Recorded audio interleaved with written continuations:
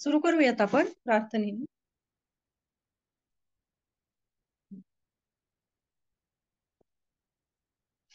ओम अज्ञानतिमिराधस्य ज्ञानाञ्जनाशलाकया चक्षुरुन्मिलितं येन तस्मै श्रीगुरवे नमः। नमो विष्णुपदाय कृष्णप्रेष्ठाय भूतले श्रीमते भक्तिवेदान्त स्वामिनीति नामिने।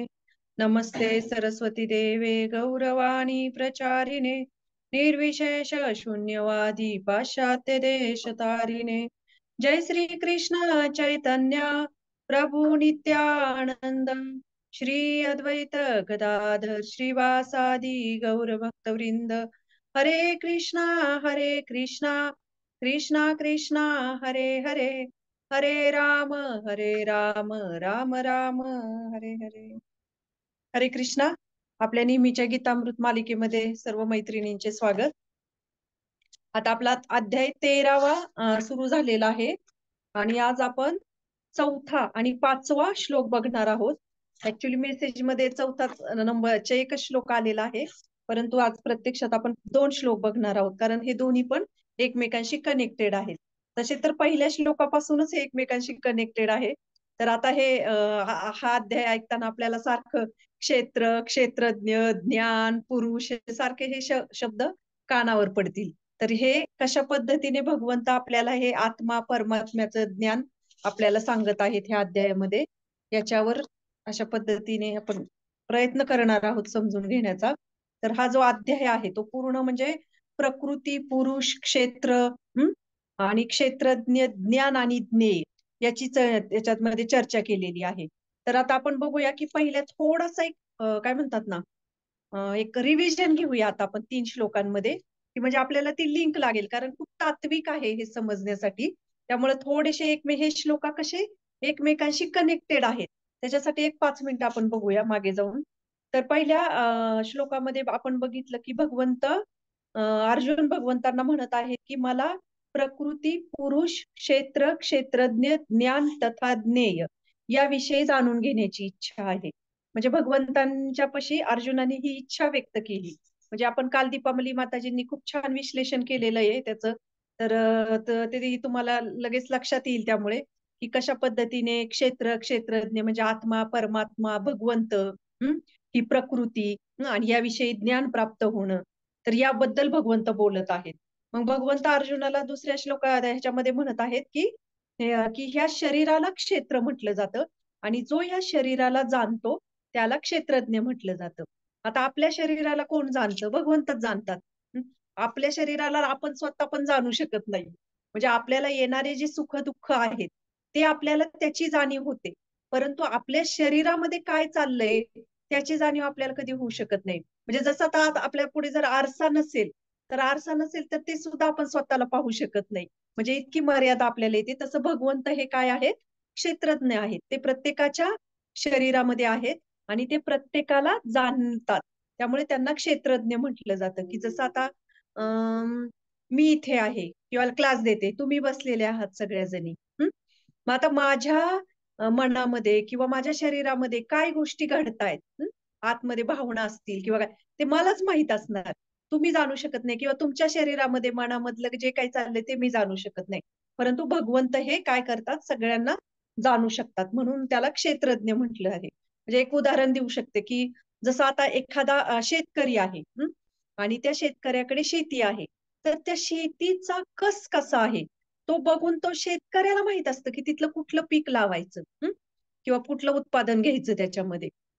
की जसं असं आता एखादी शेती असते आणि त्या शेतीमध्ये खूप काही रासायनिक केमिकल्सचा मारा झालेला असेल किंवा सारखं सातत्याने ऊसाचं उत्पादन, ऊस कापूस हे जे उत्पादन असतात त्याचं घेतलेलं असेल, तर काय होतं, त्या शेतीचा कस निघून जातो त्या सगळ्या गोष्टींमुळे। आणि त्यामुळे ना साधे साधे जे उत्पादन असतात, जसं भुईमुग असेल किंवा अजून काही वेगळ्या पालेभाज्या असतील, तर त्या त्या शेतीमध्ये येत नाहीत, कारण त्याला तेच पीक वारंवार वारंवार घेतल्यामुळे आणि त्या केमिकलचा वापर केल्यामुळे शेतीची गुणवत्ता ही कमी झालेली असते। अगदी तसंच मग त्या शेतकऱ्याला माहित असतं की अरे मी इथं कुठलं उत्पादन घेऊ शकतो।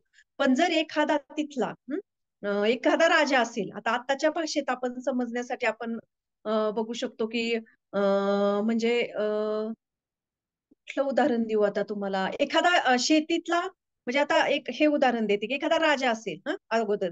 तर तो राजाला माहीत असतं, की प्रत्येकाच्या कोणाला किती शेती आहे, कोणाच्या शेतीमध्ये कुठलं उत्पादन निघतं. तसं आताच्या ह्याच्यामध्ये आपण समजू आताच्या काळामध्ये समजून घेण्यासाठी एखाद्याने जर त्याचा अभ्यास केलेला असेल त्या विषयामध्ये प्रावीण्य आणि त्याच्याबरोबर त्याचा अनुभवही असेल, तर त्या व्यक्तीला कोणाचीही शेती बघितली, तर त्याला लगेच कळणार, की अरे ह्या शेतीमध्ये काय उत्पादन निघू शकतं. म्हणजे त्याचा त्याचा तो अभ्यास आहे. तसं त्या एखादा शेतकरी असेल, तर त्या शेतकऱ्याला माहीत असतं, पण ज्याचं तज्ञ आहे, त्याला सगळ्यांच्या शेतीविषयी कळू शकतं. तसं भगवंत काय आहेत, हे तज्ञ म्हणू शकतो. भगवंत प्रत्येकाच्या शरीरामध्ये काय चाललंय ते जाणू शकतात. आता हा झाला पहिला आणि दुसरा आणि तिसऱ्या श्लोकामध्ये भगवंता अर्जुनाला म्हणत आहेत, की सर्व शरीरांमधील क्षेत्रज्ञ सुद्धा मीच असल्याचे तू जाण आणि हे शरीर तथा क्षेत्रज्ञ जाणणे म्हणजेच ज्ञान होय, हे माझे मत आहे. म्हणजे भगवंत इथे स्पष्टपणे अर्जुनाला काय सांगत आहेत, की ह्या क्षेत्रज्ञ म्हणजे मी परमात्मा म्हणजे भगवंत इथे कशाची चर्चा करताना आपल्याला आढळतायत वेगवेगळे हे आत्मा, परमात्मा, भगवंत, जीव, प्रकृती. तर भगवंत म्हणतात, की तो मीच आहे. हे तू जाणून घे आणि हे जो जाणतो, तो ज्ञानी व्यक्ती होय. तेच खरं ज्ञान आहे. म्हणजे तो ज्ञानी आहे आणि ते ज्ञान आहे हे माझे मत आहे. असे भगवंत सांगतायत या ठिकाणी. बघा जेव्हा भगवंत किती ठिकाणी आपल्याला असं वाक्य, की हे माझे मत आहे, हे मला वाटते. म्हणजे भगवंत हे किती सर्वोच्च म्हणजे म्हणजे किती त्यांचं श्रेष्ठ स्थान आहे भगवंतांचं. आणि तरीही भगवंत त्या ठिकाणी बोलताना कुठलीही गोष्ट अर्जुनावर लादत नाहीयेत. एवढी सगळी श्रीमद भगवद्गीता सांगितली आणि नंतर शेवट मात्र भगवंत काय म्हणतायत, की मी तुला सगळं ज्ञान दिलेलं आहे. मग आता तू ठरव तुला काय करायचंय आहे. म्हणजे भगवंतांची ही जी नम्रता आहे पराकुटीची. आपल्याला एखाद्या ठिकाणी खूप आपण एखाद्यावर एनर्जी टाकली, काय केलं आणि आपल्याला इच्छा असेल त्या व्यक्तीने करावं आणि त्या व्यक्तीने काही केलं नाही, जे आपल्याला अपेक्षित असेल त्याचं आचरण किंवा काय ती कुठली एखादी काही कुठलीही गोष्ट असू शकते त्याच्यामध्ये. तरी आपल्याला राग येऊ शकतो, की अरे काय एवढं समजावून सांगितलं, एवढं हे केलं, एवढे दृष्टिकोन दिले त्या व्यक्तीला, तरी ते ऐकत नाहीयेत. म्हणजे आपल्याला कुठेतरी ते राग अनावर होतो. आणि इथे भगवंत पूर्ण श्रीमद भगवद्गीता सांगत आहेत. वेगवेगळं ज्ञान भगवंत अर्जुनाला देत आहेत. आणि प्रत्येक ठिकाणी आपण बघतो, की भगवंत किती नम्र आहेत आणि त्या नम्रतेचा उच्चांक म्हणजे आपल्याला शेवटच्या अध्यायामध्ये पाहायला मिळेल तो श्लोक, की कशा पद्धतीने भगवंत अर्जुनाला म्हणत आहेत, मी हे तुला ज्ञान दिलंय, पण आता तू ठरव त्याचं काय, म्हणजे तू काय करायचा हा निर्णय तू घे. मग याच्यामध्ये भगवंत सांगत आहेत, की मी क्षेत्रज्ञ आहे. मी सर्वांच्या शरीरामधील काय गोष्टी म्हणजे मी सर्वव्यापी आहे. थोडक्यात काय, की प्राणी, पशु, मनुष्य सगळ्यांच्या हृदयामध्ये ते परमात्मा रूपाने आहेत भगवंत. आणि चौथ्या श्लोकामध्ये आज आपण तिसरा बघितला, आता आज आपण चौथा आणि पाचवा श्लोक बघणार आहोत. तर बघूया चौथ्या श्लोकामध्ये आज आपल्याला भगवंत काय सांगत आहे. चौथ्या तत्क्षेत्रम यच्च यादृक् तत्क्षेत्रम यच्च यादृक् यद्विकारी यतश्च यत् सचयो यत् प्रभावाश्च तत्समासेन मे भृणु ने मे शृणु. आता कृपया माझ्याकडून क्षेत्र आणि त्याचे स्वरूप, त्याच्यामध्ये कोणते विकार होतात, त्याची निर्मिती केव्हा होते, त्याचा ज्ञाता कोण आहे आणि क्षेत्रज्ञाचा काय प्रभाव आहे याचे संक्षिप्त वर्णन ऐक. तात्पर्यामध्ये बघूया प्रभुपाद काय म्हणत आहेत. तात्पर्य, भगवंत क्षेत्र आणि क्षेत्रज्ञ यांच्या स्वरूपाचे वर्णन करीत आहेत. या शरीराचे स्वरूप काय आहे, कोणत्या पदार्थांपासून हा देह बनलेला आहे, कोणाच्या नियंत्रणाखाली हा देह क्रियाशील आहे, आणि त्याच्यात कसे विकार घडून येतात, हे विकार कुठून येतात, याची कारणे कोणती, प्रयोजन काय आहे, आत्म्याचे परम लक्ष काय आहे आणि जीवाचे वास्तविक स्वरूप कसे आहे, या सर्व गोष्टीचे ज्ञान मनुष्याला असले पाहिजे. म्हणजे भगवंत काय काय सांगत आहेत या श्लोकामध्ये आणि श्री प्रभुपाद आपल्याला सांगत आहेत, की या तात्पर्याला श्लोकाला धरून, की या सर्व गोष्टींचं ज्ञान हे मनुष्याला असलं पाहिजे. आत्मा आणि परमात्मा याच्यातील भेद, त्यांचा प्रभाव, त्यांची शक्ती इत्यादींचेही ज्ञान त्याला असणे आवश्यक आहे. मनुष्याने केवळ ही भगवद्गीता प्रत्यक्षपणे अर्थात भगवंतांनी सांगितल्याप्रमाणे जाणून घेतली पाहिजे. असे केल्याने या सर्व गोष्टी स्पष्ट होतील. प्रत्येक देहातील भगवंत जीव आणि एकच आहे, अशी स्वतःची समजूत होणार नाही याची मनुष्याने काळजी घ्यावी. भगवंत आणि जीव समानच आहे असे समजणे म्हणजे शक्तिमान आणि शक्तिहीन यांना सारखेच समजण्यासारखे आहे. म्हणजे खरं तर आपण म्हणतो ना की सगळं काही एकच आहे, आत्मा परमात्मा एकच आहे, भगवंत सगळीकडेच आहे, तो परमात्मा सगळीकडेच आहे. एकत्रच आपण एकच जेव्हा समजतो तेव्हा ते आध्यात्मिक दृष्टीने सर आपलं आध्यात्मिक जीवन संपुष्टात आणण्यासारखं आहे. त्यालाच म्हणतात मायावाद. म्हणून श्रील प्रभुपाद इथे काय म्हणत आहेत की आपण हे जाणून घेतलं पाहिजे आणि हे भगवंत भगवद्गीतेमध्ये काय सांगत आहेत ते आपण समजून घेण्याचा प्रयत्न केला पाहिजे. आतापर्यंत आपण नेहमी ऐकत आलेलो आहोत की भगवद्गीतेवर खूप लोकांनी टीका केलेली आहे, तात्पर्य लिहिलेली आहेत. परंतु त्याच्यामध्ये कसं केलेलं आहे की श्रील प्रभुपादांची ही भगवद्गीतेला एवढं अनन्यसाधारण महत्व का आहे? कारण भगवंतांनी, श्रील प्रभुपादांनी ही जी तात्पर्य लिहिलेली आहेत, ती गुरु शिष्य परंपरेमध्ये राहून आणि दुसरी गोष्ट म्हणजे जे ज्ञान जसे आहे तसे त्याच्यामध्ये आपल्यापर्यंत पोहोचवलेलं आहे. म्हणून ही भगवद्गीता प्रत्यक्ष भगवंतांनी काय सांगितलेलं आहे. म्हणून श्रील प्रभुपाद म्हणतात की हे भगवंतांनी काय सांगितलेलं आहे हे जाणून घेतलं पाहिजे. आणि ते जाणून घेण्यासाठी आपल्याला गुरु शिष्य परंपरेमध्ये ही श्रीमद भगवद्गीता श्रवण केली पाहिजे. आणि ते जर आपण हे जाणून घेतलं नाही ना, आपण जर असं म्हटलो की हे सगळं काही समान आहे, सगळं काही एकच आहे, तर कसं आहे की जसं एखाद्या व्यक्तीमध्ये खूप शक्ती आहे आणि एखाद्या व्यक्तीमध्ये शक्ती नाही, तर आपण त्यांना एकत्रित तुलनात्मक दृष्ट्या आपण एकत्रित बघू शकतो का? नाही, कारण आपण म्हणतो अरे ह्याच्यामध्ये किती शक्ती आहे आणि हे काय एकदम म्हणजे असं दोन्हीच जर तुलना केली तर आपण ते एकत्रित करू शकत नाही. अगदी तसंच आत्मा आणि परमात्मा यांना एकत्रित करणं म्हणजे शक्तिमान आणि शक्तिहीन, ज्याला शक्ती नाही ज्याच्यामध्ये शक्ती आहे त्यांना एकत्रित समजण्यासारखं आहे. म्हणून ह्या गोष्टी आपल्याला काय केलं पाहिजे, जाणून घेण्याचा प्रयत्न केला पाहिजे. जसं आता एखादी भाजी आहे, पनीरची भाजी आहे किंवा अजून तुम्ही कुठली घेऊ तुमच्या मनामध्ये विचार करू शकता. जेव्हा आपल्याला ती भाजी बनवायची, तेव्हा त्या भाजी कशी बनवली, त्याच्यासाठी काय काय सामग्री आणली, त्याला फोडणी कशी दिली, काय दिली, म्हणजे जेव्हा एखादी टेस्ट आपल्याला चांगली वाटते, त्यावेळेस आपण ती भाजी कशी बनवली, काय बनवली, म्हणजे याचा सगळ्याचा शोध घेतो. मग ती तसंच आहे इथे. इथे आपण बघू शकतो, की भगवंत काय करतायत, की नुसतं आपल्याला हे ज्ञान गरजेचं नाहीये, की नुसतं ज्ञान घेतलं. इथे प्रभुपाद काय सांगत आहेत, की या सगळ्या गोष्टींचं वास्तविक रूप काय आहे? म्हणजे हे सगळं जे ज्ञान आहे त्याची प्राप्ती आपण म्हणजे ते ज्ञान घेण्याचा प्रयत्न म्हणजे ते जाणून घेण्याचा प्रयत्न आपण केला पाहिजे. आणि भगवंत बघा किती एक्सपर्ट आहेत इथे, की भगवंत सगळं काही सांगत आहेत. आत्मा, परमात्मा किंवा हे तर ज्ञान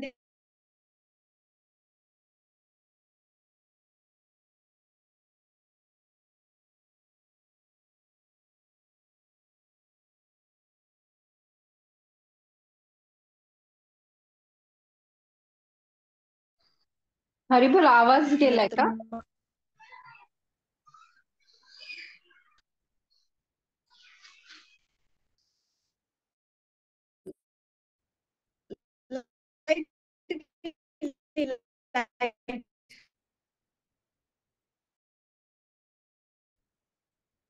मला मेसेज टाकू शकता जर आवाज द्यायला कारण लाईट गेली.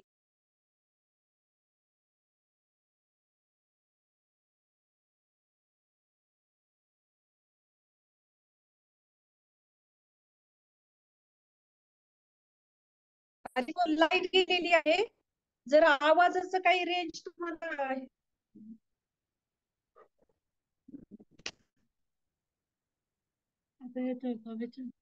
आता येतोय का आवाज?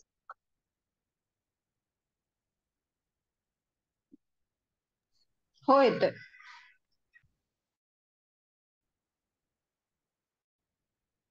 येतोय. नाही, त्याच्यामुळे जरा थोडं वायफायचा आता प्रॉब्लेम येईल जरा. मला जर आवाज गेला तर मला ह्याच्यामध्ये हे करा, चॅट बॉक्स मध्ये टाका. तर आता आपण त्यामुळे भगवंत आपल्याला हे इतके एक्सपर्ट आहेत की हे सगळं आपल्याला एका ह्याच्यात देत आहेत.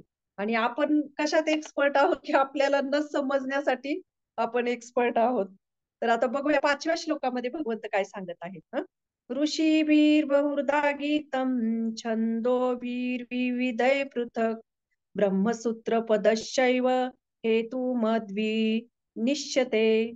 क्षेत्राचे आणि क्षेत्रज्ञाचे हे ज्ञान विविध ऋषींनी वैदिक ग्रंथामध्ये वर्णित केले आहे. वायफाय कनेक्ट करते.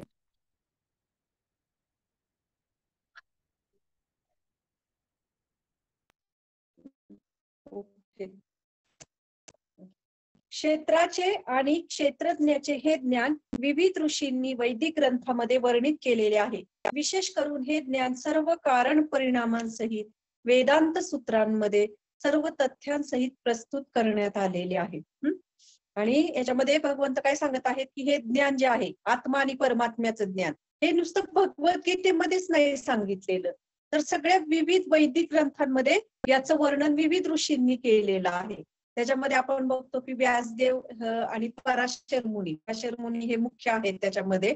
आणि हे विशेष ज्ञान ते काय म्हणतात कारण परिणामांसहित, त्याचं कारण काय आहे, त्याचे परिणाम काय आहेत हे वेदांत सूत्रांमध्ये प्रस्तुत करण्यात आलेलं आहे.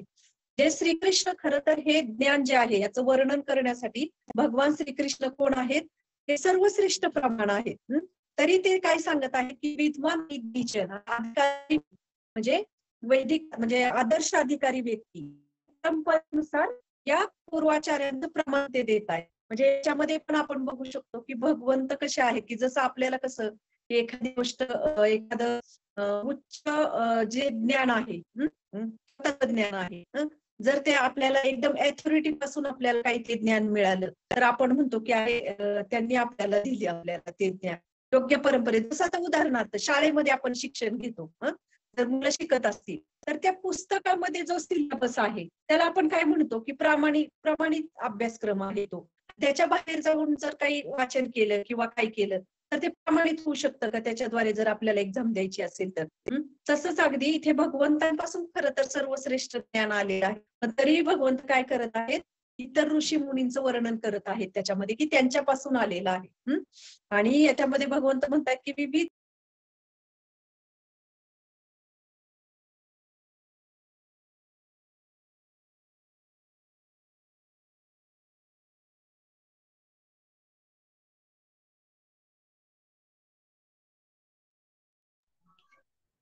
आवाज गेला माताजी.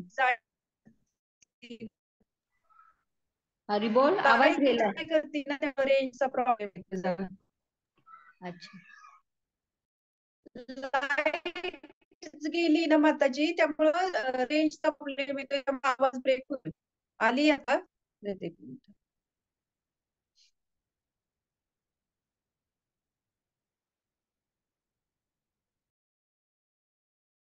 आता येतोय का? हो हो हरी बोल. हो येतोय. वेदांत सूत्रांमध्ये याचं काय वर्णन केलेलं आहे की सर्व ज्ञान जीव म्हणजे आत्मा परमात्मा प्रकृती आणि काळ याचं वर्णन सगळं वेदांत सूत्रांमध्ये भगवंत सांगत आहेत केलेलं आहे. म्हणजे हे फक्त श्रीमद भगवद्गीतेतच ज्ञान दिलेलं नाही, तर सगळे वेदांत सूत्रांमध्ये सगळ्या शास्त्रांमध्ये याचं वर्णन केलेलं आहे. म्हणजे आपण जेव्हा आपल्याला शरीर प्राप्त होतं आणि ते शरीर प्राप्त झाल्यानंतर म्हणजे हे आपल्याला असा प्रश्न पडू शकतो ना की हे आपल्याला हा मनुष्य जन्म का प्राप्त झाला आहे किंवा हे जे काही जीव येत आहेत या वेगवेगळ्या योनींमध्ये ते कुठून येत आहेत, काय येत आहेत. म्हणजे हे जे काही आपले वेगवेगळे कर्म आहेत प्रत्येकाचे आणि ते कर्म घेऊन आपण प्रत्येकामध्ये म्हणजे प्रत्येक कुठल्या ना योनीच्या त्या कर्मानुसार आपण काय करत आहोत आश्रय घेत आहोत. म्हणून हे ज्ञान भगवंत सांगत आहेत की सगळ्या शास्त्रांमध्ये याचं वर्णन केलेलं आहे. शास्त्र म्हणजे सगळ्या ह्याच्यामध्ये वेदांत सूत्रांमध्ये वर्णन केलेलं आहे. आणि आता आपण बघितलं होतं की कशा पद्धतीने दीपाली माताजींनी काल वर्णन केलं की आत्मा आणि परमात्मा हे कशा पद्धतीने क्षेत्र आणि क्षेत्रज्ञ म्हणून ओळखले जातात. तर आता भगवंतांची आपण थोडस ना टेक्निकली समजून घेण्याचा प्रयत्न करूया की जसं आता आपल्याला एखाद्या मुलाचा विकास जर व्हायचा असेल तर आपण काय म्हणतो की त्याचे पंचकोश डेव्हलप झाले पाहिजे. पंचकोश म्हणजे जसं त्याच्यामध्ये आपण बघतो की अन्नमय कोश, प्राणमय कोश आणि मनोमय कोश आणि ज्ञानमय आणि नंतर आनंदमय असे पंचकोश वर आधारित कितीतरी अभ्यासक्रम पण असतात. कारण हे जर एखाद्या मुलाचे व्यवस्थितरित्या डेव्हलप झाले तर ते डेव्हलप झाल्यानंतर तर तो एक चांगल्या पद्धतीने त्याची ग्रोथ होते शारीरिक मानसिक सगळ्याच बाबतीत. इथे सुद्धा याचं वर्णन असं केलेलं आहे की ब्रह्मपुच्छम प्रतिष्ठा म्हणजे 5 अवस्था आहेत आणि ह्या 5 अवस्था भक्तीमध्ये भगवंतांपर्यंत आपल्याला त्या घेऊन जातात. तर आता ह्या 5 अवस्थांचं वर्णन पण असंच केलेलं आहे या ठिकाणी. जसं अन्नमय, प्राणमय, मनोमय, ज्ञानमय आणि आनंदमय. तर त्यातला जो आनंदमय जो कोश आहे आपण थोडस तात्पर्य वाचूया म्हणजे समजण्यासाठी सोपं जाईल अजून. भगवंतांच्या शक्तीची एक प्रकट अवस्था अन्नमय नावाने जाणली जाते. हे जाणणे म्हणजे परम सत्याचा प्राकृतिक साक्षात्कार होय. आणि परम सत्याची अन्नमयामध्ये अनुभूती झाल्यावर मनुष्य प्राणमय शक्तीमध्ये परम सत्याचा साक्षात्कार करू शकतो. ज्ञानमय स्तरामध्ये अनुभूतीचा स्तर प्राणशक्तीपासून पुढे चिंता, संवेदना तथा संकल्पनापर्यंत उन्नत होतो आणि नंतर ब्रह्म साक्षात्कार आणि नंतर त्याला विज्ञानमय असे म्हटले जाते. आणि या साक्षात्कारामध्ये जीवाला कळून चुकते की मन आणि प्राणापासून भिन्न आहोत. आपले मन हे आत्म्यापासून भिन्न आहे. आणि त्यानंतरची परमोच्च अवस्था म्हणजे आनंदमय. आणि ह्या ब्रह्म साक्षात्काराच्या काय आहेत? 5 अवस्था आहेत. याला ब्रह्मपुच्छम म्हणतात. तर आता ह्या 5 अवस्था कशा पद्धतीने का त्याचं हे केलेलं आहे ते आपण बघूया. की जसं मी मगाशी म्हटल्याप्रमाणे हे 5 कोश आपले डेव्हलप व्हावे लागतात. जर भगवंत म्हणजे हे आनंदमय जो आहे हा आनंदमय सगळ्यात लास्टचा आहे. म्हणजे भगवंतांची आपल्याला काय होणे? साक्षात्कार होणे भगवंतांचा. हा आनंदमय हे 3 जे आहेत, अन्नमय, प्राणमय, मनोमय आणि ज्ञानमय, हे कुठपर्यंत मर्यादित आहे? हे क्षेत्र म्हणजे आपल्या शरीराशी मर्यादित आहे. जसं की एखाद्या लहान मुलाचं वगैरे त्यांनी अन्न व्यवस्थित घेतलं, पोषण होतं, मग पोषण व्यवस्थित झालं शरीरामध्ये, तर प्राण म्हणजे काय? ही शक्ती, प्राणशक्ती आपण म्हणतो ना, जर व्यवस्थित अन्नाने त्या शरीराचं पोषण झालं तर त्याला काय होतं की त्याच्यामध्ये प्राण येतात, शक्ती येते. आणि जेव्हा प्राणशक्ती येते तेव्हा काय होतं? मन जे आहे, मन सदृढ बनतं. म्हणजे कुठलाही गोष्ट विचार करायचा असेल, निर्णय घ्यायचा असेल, तर त्याच्यासाठी आपल्याला काय लागतं? आपली मानसिक अवस्था ही काय लागते? सक्षम लागते. एखादी व्यक्ती खूप हुशार आहे, एकदम ब्रिलियंट आहे, परंतु ती कुठेतरी मानसिकरित्या जर डिस्टर्ब झाली असेल तर विचार करा, ती योग्य निर्णय घेऊ शकते का? कुठलाही निर्णय जर घ्यायचा प्रसंग आला, कारण जर मन विचलित असेल तर आपण कुठलाही निर्णय घेऊ शकत नाही. किंवा कुठलीही गोष्ट एकदम मन विचलित असेल तर ती व्यवस्थितरित्या आपल्याकडून पार पडणार नाही. म्हणून अन्नमय म्हणजे शरीर जर व्यवस्थित पोषण झालं तर त्याच्यामध्ये प्राणशक्ती येते. प्राणशक्ती जर आली तर आपलं मन विचलित होत नाही. उदाहरणार्थ जर एखादा उपवास असेल, एकादशीचं उदाहरण घेऊया, कुणी निर्जल केली असेल, आपलं मन कसं होतं? शरीराने आपण उपवास करतो पण आपले मन कसं असतं? कुठलाही एकदम कडक उपवास केला तर विचलित, म्हणजे कसं विचलित होतं? आपण कुठली गोष्ट करू शकत नाही त्यावेळेस. उपवास म्हणजे बस, आता कुठलं काम नको, हे नको, ते नको, कारण आपल्याला कसं झालेलं असतं, आपल्याला ते शरीराला ते शक्ती न मिळाल्यामुळे मनही थोडंसं क्षुब्ध झालेलं असतं. आणि जेव्हा असं क्षुब्ध मन होतं, जेव्हा असं मन विचलित झालेलं असतं एखाद्या व्यक्तीचं, तिथे ज्ञानाचा प्रवेश होऊ शकत नाही. म्हणून मन स्थिर असेल तर आपण म्हणतो ना, मन स्थिर असेल, कुठली गोष्ट ज्ञान प्राप्त करण्यासाठी आपण म्हणतो मन स्थिर पाहिजे, मन लागलं पाहिजे आपल्याला. मग तसंच ते मन स्थिर असेल तर आपल्याला कशाची प्राप्ती होती? ज्ञानाची प्राप्ती होते. आता इथपर्यंत जे आहे ते आपल्या शरीराशी कनेक्टेड आहे. की जसं आता एक आपल्याला जप करायचा आहे, आपल्याला किती जणांना वाटतं रोज उत्साहाने जप करावा असा? म्हणजे जे काही आपल्या मनामध्ये, आता एखाद्या दिवशी आपल्याला 16 माळा जप झालं की ठीक आहे, आज छान वाटला जप, उद्या असं वाटतंय नको करायला. मग आपल्यामध्ये जो थकवा असतो किंवा जो कंटाळा असतो तो जेव्हा आपण ती फीडबॅक घेतो त्याच्यामध्ये पण तो दिसतो आपल्या शरीरामध्ये, आपल्या चेतनेमध्ये. म्हणजे आपल्या मनात ज्या काही गोष्टी चाललेल्या असतात त्या डायरेक्टली आपल्या शरीरावर प्रभाव टाकतात. म्हणून मन आणि शरीर, हे मन जे गोष्टींचा विचार करतं ते त्याला शरीर हे प्रतिसाद देत असतं.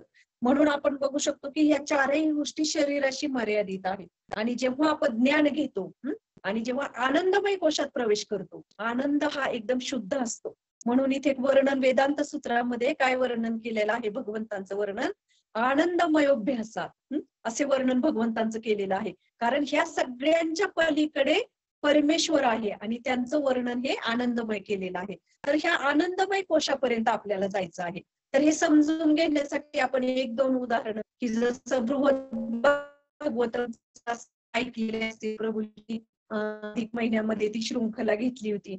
तर त्याच्यामध्ये जे ब्रह्मदेव आहेत, की जेव्हा सगळे हे त्या ब्राह्मणापासून जी सुरुवात होते, की हा भक्त म्हणतो की नाही ते श्रेष्ठ आहेत माझ्यापेक्षा, ते म्हणतात नाही ते श्रेष्ठ आहेत माझ्यापेक्षा, ही जी शृंखला चालू असते, असं करत करत नारद मुनी ब्रह्मदेवांपर्यंत येतात आणि ते ब्रह्मदेवांचं गुणगान करतात की ब्रह्मदेवांचं आयुर्मान किती आहे. आणि साक्षात भगवंतांच्या नाभीतून ब्रह्मदेवांचा जन्म झालेला आहे. अवतीर्ण झालेले आहेत. आणि भगवंता ब्रह्मदेवांचं शरीर कशापासून बनलेलं आहे आपल्याला सगळ्यांना माहित असेल की त्यांचं वर्णन कशाचं केलं जातं, बुद्धीचं शरीर बनलेलं आहे, बुद्धीपासून. म्हणजे इथून तिथून ब्रह्मदेवांचं शरीर हे काय आहे, बुद्धीचं आहे. आपण जसं आपलं म्हणतो की आपलं हे शरीर काय आहे, तमोगुणी, अज्ञानाचं अज्ञान आहे, अज्ञान. म्हणजे ह्या शरीराच्या ह्या ज्ञान जे अज्ञान आहे, आत्मा परमात्म्याचं अज्ञान, त्याच्यातून हेच शरीर आपल्याला काय करत आहे, भाग पाडत आहे जन्ममृत्यूच्या फेऱ्यामध्ये. म्हणून हे शरीर काय आहे, अज्ञानाचं शरीर आहे. तसं ब्रह्मदेव हे काय आहेत, बुद्धीपासून इथून तिथून भगवंतांचं ब्रह्मदेवाचं शरीर बुद्धीचं बनलेलं आहे. मग असे ब्रह्मदेवांकडे जेव्हा नारद मुनी येतात आणि नारद मुनी त्यांचा गुणगौरव करतात की तुम्ही किती श्रेष्ठ आहात, तेव्हा ब्रह्मदेव इतके दुःखी होतात की ब्रह्मदेव मग ते कारण सांगायला सांगतात की ब्रह्मदेव म्हणतात की श्रेष्ठ आहेत, मी भगवंतांचा भक्त आहे. पण ब्रह्मदेव म्हणतात की माझी ती पात्रता नाही. कारण ब्रह्मदेव असं म्हणतात की मी ह्या सृष्टीची निर्मिती केलेली आहे, सगळं काही माझ्यापासून म्हणजे मी माझ्या बुद्धीद्वारे केलेलं आहे. परंतु मला त्याचं दुःख आहे की ज्या सृष्टी मी निर्माण केलेली आहे, तेथील तेथील त्या सृष्टीमधील असुरच भगवंतांना काही त्रास देतात. आणि ते असुर पण देतात. आणि तेच नाही तर जे देवी देवता आहेत ते सुद्धा भगवंतांना समजू शकत नाहीयेत. हे दुःख आहे. ज्या मी सृष्टी निर्मिती केली त्या सृष्टीपासूनही भगवंतांना त्रास होत आहे.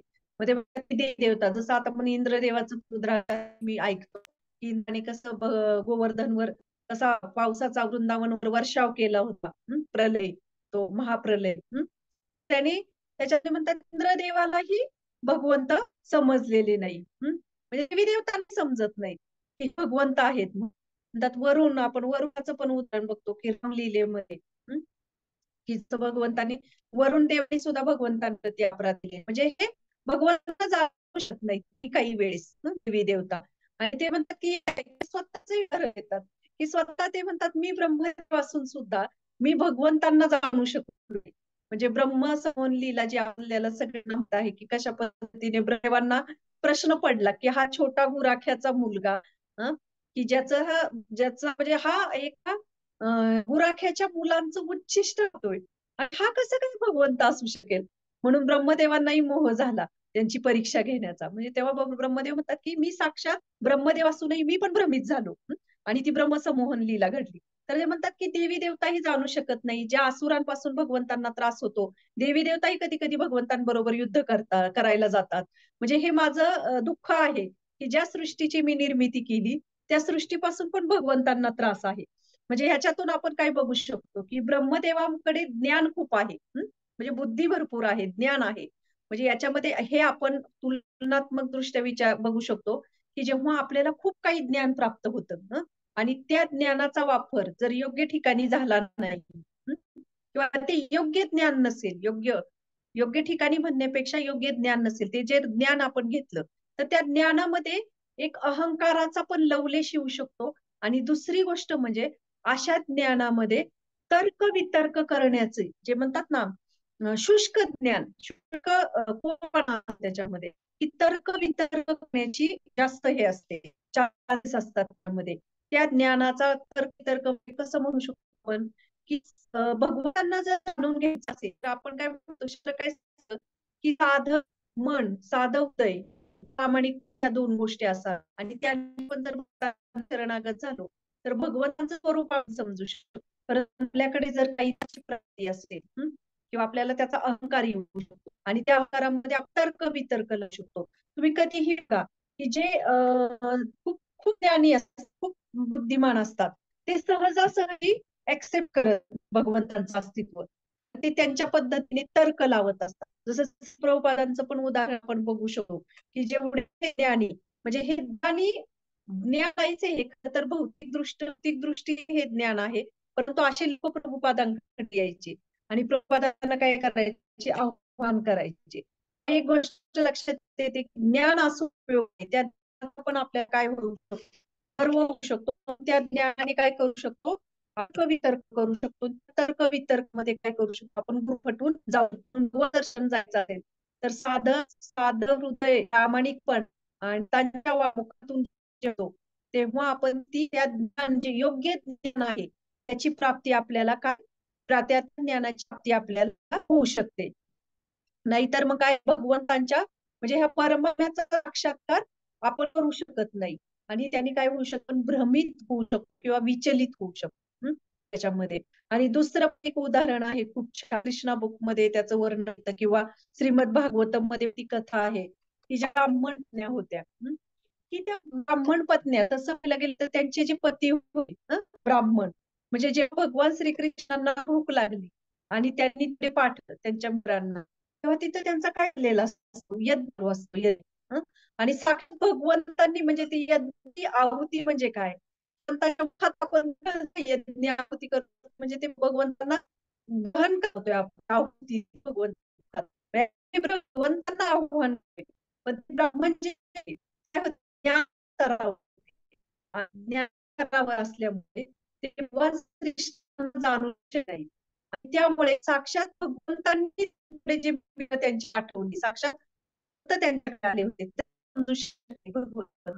त्यांनी भगवंताची काही कुठल्याही त्या सुशिक्षित खूप मोठ्या पंडित काहीच नव्हतं त्यांच्याकडे, परंतु तरीही भगवानवर फक्त एक शुद्ध निरपेक्ष प्रेम त्या भगवान श्रीकृष्णांवर होतं. आवाज कमी होतोय? हरी बोल. हरी बोल. हा, नीट नाही येत ते आवाज आता. एक 2-3 मी वाक्य तशी झाली. कॅमेरा बंद करते. कॅमेरा बंद कर. आता आहे का? हो हो. तर त्याच्यामध्ये आपण शकतो की त्याच्या ब्राह्मण पत्न्या होत्या. तर त्या ब्राह्मण पत्न्या सात सिंपल होत्या एकदम सामानाच्या. आणि त्याने त्या भगवंताला ज्ञानाची प्राप्ती त्यांच्याकडे नव्हती. फक्त साध्या म्हणजे साध्या शरणागती भगवंत निस्वार्थी भगवंतांना समजू शकतात आणि भगवंत प्रेम प्राप्त करू शकल्या. म्हणून त्याच्यातून आपण बघू शकतो की भगवंत जर जाणून घ्यायचं असेल, फक्त आपल्याला जसं हे पंच आहे हे डेव्हलप करायचे आहेत, फक्त हे आपल्या शरीराशी कनेक्टेड आहेत. परंतु आपल्याला ज्ञानमय आनंदमय कोशामध्ये प्रवेश करायचा आहे. जेव्हा आनंद कोशामध्ये आपण जाऊ तेव्हा आपल्याला तो आनंद भगवंताचा जो आनंद प्राप्त होऊ शकतो. म्हणून आपण बघू शकतो की हे करण्यासाठी आता त्याची काहीच पर्याय नाही त्याला हे होतोय.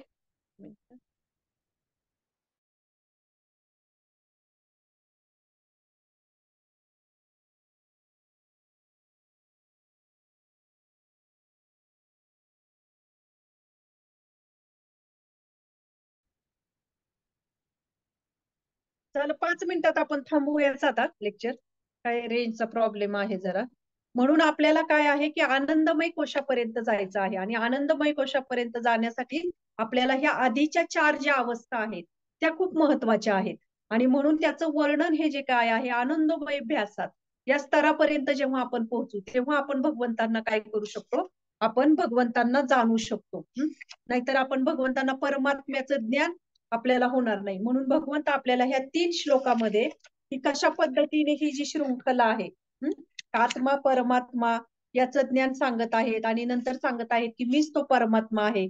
आणि त्याच्यानंतर सांगत आहेत की कशा पद्धतीने हे शरीर जे आहे शरीराचा निर्माण होतं, कशा पद्धतीने त्याच्यामध्ये विकार निर्माण होतात. आणि हे आपल्याला व्यवस्थितरित्या समजावून सांगण्यासाठी भगवंत कशाचं उदाहरण देत आहेत, हा श्लोक 5वा सांगत आहेत की वेद म्हणजे वेदांत सूत्रांमध्ये वेगवेगळ्या ऋषी मुनींनी याचं वर्णन केलेलं आहे. आणि पंचकोश कशा पद्धतीने आपण तो पंचकोशाचं उदाहरण घेऊन समजू शकतो की फक्त ज्ञानाची प्राप्ती आपल्याला करायची नाही, तर त्या ज्ञानापेक्षा जाऊन आपल्याला योग्य मार्गाद्वारे गुरु शिष्य परंपरेद्वारे हे ज्ञान प्राप्त झालेलं आहे ते आपल्या जीवनात अंगीकारून भगवंतांचं प्रेम हे आपलं जीवनाचं ध्येय पाहिजे. तर अशा पद्धतीने ह्या 3 श्लोकामध्ये वर्णन आलेलं आहे. आणि उद्याच्या श्लोकामध्ये भगवंत कशा पद्धतीने हे शरीर पंचमहाभूतांपासून बनलेलं आहे. आणि या पंचमहाभूतांपासून बनलेल्या ह्या शरीरामध्ये विकार कसे निर्माण होतात तर याचं वर्णन करणार आहेत. तर रेंजचा खूप प्रॉब्लेम येतोय त्यामुळे मी जरा थांबवलंय लेक्चर, पण जेवढं होता होईल तेवढं सार रूपामध्ये सांगण्याचा प्रयत्न केलाय. जर कोणाला काही समजलं नसेल किंवा ब्रेक झालेला असेल त्या पिरियड मध्ये काही पॉइंट असेल तर प्लीज तुम्ही मला सांगू शकता.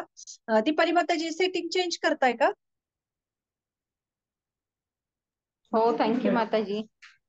कारण काय ना आवाज खूप छान ब्रेक लेक्चर. होतो, हो हो त्यामुळे हो, तसं नाही. डिस्टर्ब झाला असेल आणि तुम्हाला काही समजलं नसेल, एखादा मुद्दा काही प्रश्न असेल तर तुम्ही विचारू शकता. Light thank you. जा ये करत होती ना, त्यामुळे रेंजचा प्रॉब्लेम होता ना, त्यामुळे थोडा आवाज वाढवला मी. पण जर काही असेल प्रश्न ह्याच्यावर कुणाला